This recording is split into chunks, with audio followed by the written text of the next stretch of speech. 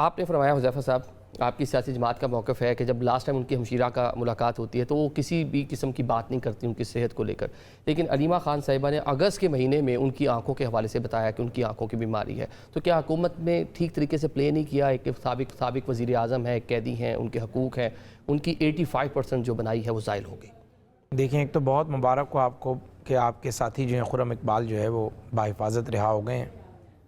دوسری گزارش ہے کہ آپ لوگ 8 گھنٹے سے میراتھن ٹرانسمیشن کر رہے تھے، مجھے پہلے بلا لیا ہوتا اور میں یہ متوقع باتیں کرتا اور وہ اسی وقت رہا ہو جاتے، تو یہ کریڈٹ بھی مجھے ہی آپ دے دیں کہ آپ کی ٹرانسمیشن کے دوران ہی جو میں نے ایک نقطہ نظر رکھا اپنی فیڈرل گورنمنٹ کا اور آپ کو کلیئرٹی دی. لیکن افسوسناک ہے یہ افسوسناک عمل ہے. بالکل، کم از کم جو میں اس کا دفاع نہیں کرتا. پولیٹیکل پارٹیز ہیں ان سے توقع نہیں کی جا سکتی. جب آپ لوگ اپوزیشن میں ہوتے ہیں، یہ آنسو ہم نے اپنے انٹرو میں مریم بی بی کے بھی دکھائے ہیں، آج ہم علیمہ خان کے بھی دکھا رہے ہیں، تب آپ سب لوگ ہمارے ساتھ کھڑے ہوتے ہیں. لیکن جب پاور میں آتے ہیں، پتہ نہیں طاقت کا نشہ ہے یہ. نہیں، ہمیں تو کوئی نشہ نہیں. اندھے ہو جاتے ہیں آپ مجھے بتائیں نظامی صاحب، آپ دل پہ ہاتھ رکھ کر بتائیں ہمیں کیا نشہ ہے؟ یہ آپ سے میں سوال پوچھ رہا ہوں. سی ایم نہیں، آپ میرا تو بتائیں. آپ تو ہمارے بھائی بھی رہے ہیں نا جی، آپ ہمارے صحافی بھائی بھی رہے ہیں، تو شاید آپ کے دل میں آج بھی کوئی صحافیوں کے حوالے سے کوئی نرم گوشہ ہوگا. لیکن جو پاور میں بیٹھی ہوئی ہیں سی ایم پنجاب، ان کے ہوتے صاحبہ کو آپ اس سے نہ جوڑیں. I don't think so کہ شاید رہائی بھی سی ایم صاحبہ کے کہنے پر ہی ہوئی ہوگی.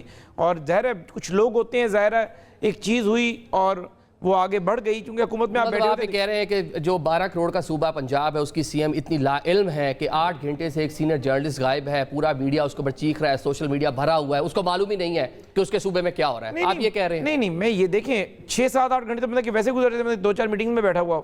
عرض یہ کہ میں کہہ رہا ہوں کہ اس کو مریم نواز صاحبہ سے نہ جوڑیں کہ ان کی انسٹرکشنز پر یہ ہوا ہوگا. چلیں خان صاحب کے حوالے سے بتا دیں جی. اچھا، مجھے اب آپ نے 2-3 منٹ کی پیشنٹ آڈینس دینی ہے. ایک عرض تو یہ ہے کہ بانی تحریک انصاف کی صحت پہ کوئی سیاست نہیں ہونی چاہیے، اللہ انہیں صحت دے. لیکن بات یہ ہے کہ جب تحریک انصاف ہم پر ایک چارج شیٹ لگاتی ہے تو ہماری ذمہ داری بن جاتی ہے کہ ہم اس کا جواب ضرور دیں. ادروائز یہ لگتا ہے کہ شاید ہماری طرف سے کوئی نیگلیجنس ہے اگر ہم اس کا جواب نہیں دیں گے. تو وہ بیسک پرنسپل آف لا ہے کہ nobody can be punished unheard. آپ کسی بندے کو بغیر سنے رائے قائم نہیں کر سکتے، سزا نہیں دے سکتے. پہلی بات تو یہ ہے کہ یہ بات کیوں کی گئی. ایک تو سپریم کورٹ آف پاکستان کی انسٹرکشنز پر، ڈائریکشن پر، جو بانی تحریک انصاف کے وہ وکیل جو 300 سے زیادہ مقدمات میں ان کے وکیل ہیں، انہیں فرینڈ آف کورٹ نامزد کیا جاتا ہے. وہ جاتے ہیں اور اپنی رپورٹ میں، ان کی رپورٹ کی وجہ سے سارا جوار بھاڑا کھلا نا، انہوں نے کہا کہ 85% ان کی بینائی چلی گئی ہے. لیکن اسی رپورٹ کے اگلے حصے میں وہ لکھ رہے ہیں کہ ان کی خواہش ہے کہ انہیں کچھ کتابیں دے دی جائیں پڑھنے کے لیے.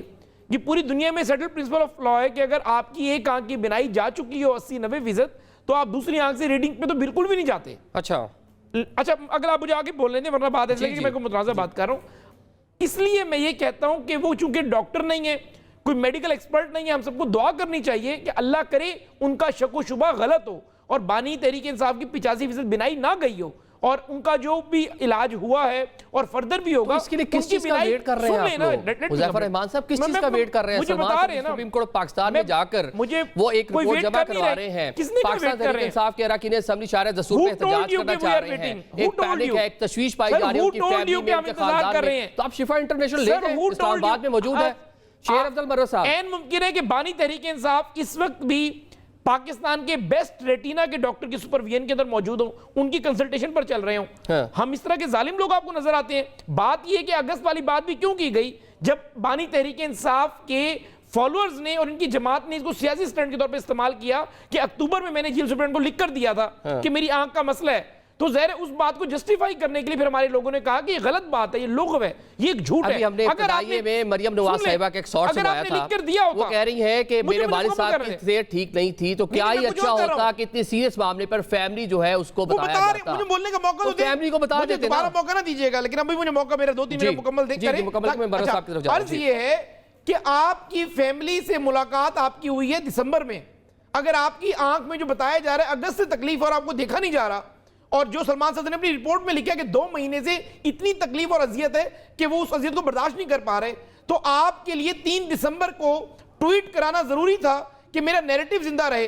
کاش آپ یہ ٹویٹ کراتے کہ میری آنکھ میں شدید اذیت ہو رہی ہے. یعنی ایک انسان اپنی صحت کے معاملے میں خود غرض ہوتا ہے، سیلفش ہوتا ہے. اگر آپ اپنی صحت کے معاملے میں خود پرواہ نہیں کر رہے تو کوئی کیسے پرواہ کرے گا؟ ٹھیک ہے، چلے آپ دوسرا آخری بات دوسرا سلمان صفدر صاحب نے جو بھی یہ سارا نیریٹو بیان کیا، مجھے صرف یہ بتا دیں کہ بانی تحریک انصاف کی جو بیگم ہے ان سے 3 ہفتے پہلے ملاقات ہوئی ہے ان کی فیملی کی. بانی تحریک انصاف کی ریگولر ہر ویک میں ایک ملاقات ہوتی ہے، انہوں نے کوئی ایسی بات نہیں کی.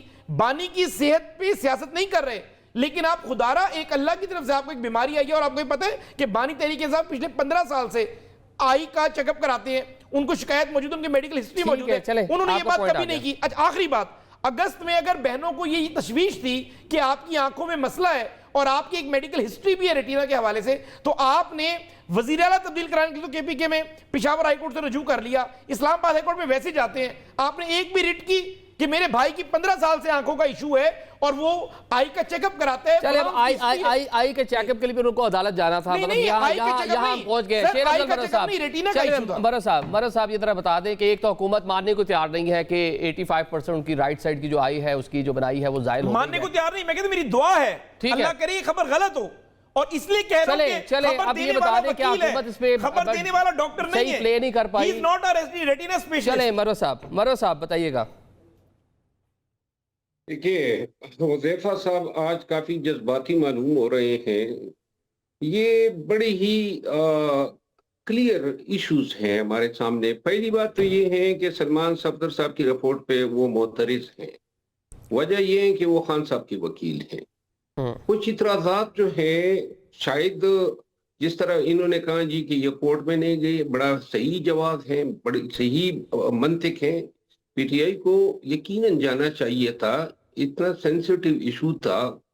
دوسری بات یہ ہے کہ یہ بات بھی درست ہے کہ PTI کو یہ علم جو ہے یہ ابھی تو نہیں ہوا ہے. جب 8 فروری کا احتجاج نہیں ہوا تھا تو اس وقت بھی PTI کے علم میں تھا, 10 دن رہتے تھے. تو اس وقت بھی کچھ لیڈرشپ نے مشورہ دیا کہ بھائی 8 فروری کو چھوڑو, پہلے خان کی آنکھ کی بات کرتے ہیں. تو کچھ ارسطو آ گئے, انہوں نے کہا نہیں وہ 8 فروری سے ڈیٹریک ہو جائیں گے.